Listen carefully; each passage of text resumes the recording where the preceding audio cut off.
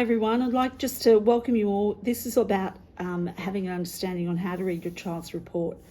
Just know that every single year the school is mandated to produce 2 reports, one at the end of semester 1 with all of what your child has achieved and progressed throughout that time, and then another one at the end of the year as well. Now, reporting is about showing you the growth and achievement against the Victorian curriculum throughout that particular time frame, which at the moment is about semester 1. When you look at the achievement, it shows where the student is on the learning continuum at the end of semester 1 and also at the end of semester 2, which is a whole year's worth of learning. Now, also too, progress is reporting, looking at what the growth in learning has occurred throughout that time as well. Teachers do a lot of work and engage in a lot of professional development and dialogue throughout the year, and through that they look at multiple modal forms of data.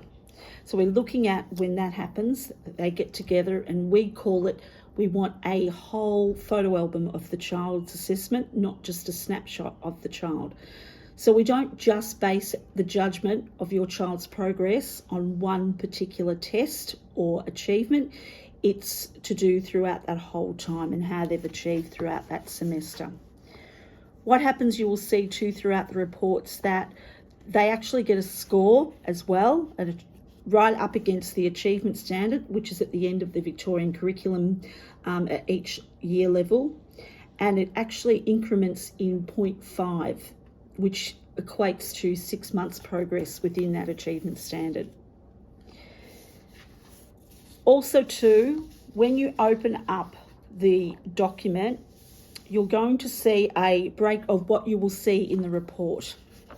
For this semester, semester 1, you'll see what we call a summary assessment, which is the first page that you'll see that has all of the learning areas placed down. Next to it would have a rating, and then you will see the year levels that your child is actually at. The learning area is known as the subject that's being reported on. So for example, English, and English is broken up into 3 areas: reading and viewing, speaking and listening, and writing. Maths is the same.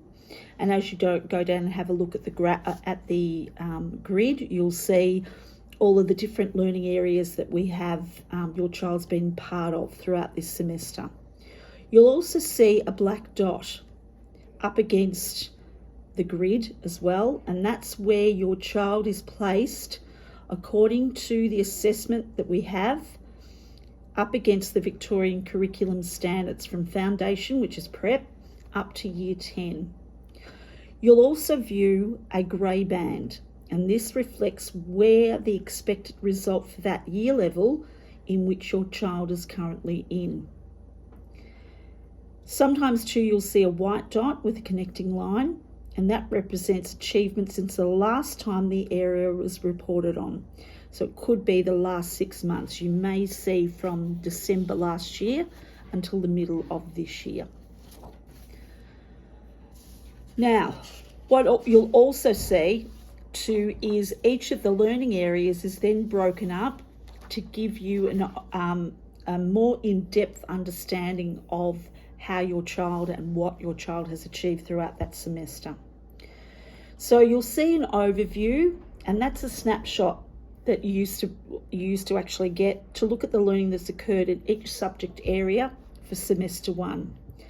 Underneath the overview, you will see also a personalised comment that is written by your child's teacher, and it looks at the achievement that they have progressed through in that particular subject area.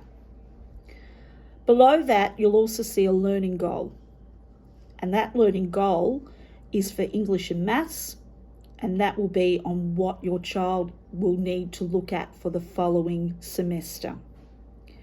Underneath that area too, you will see work habits.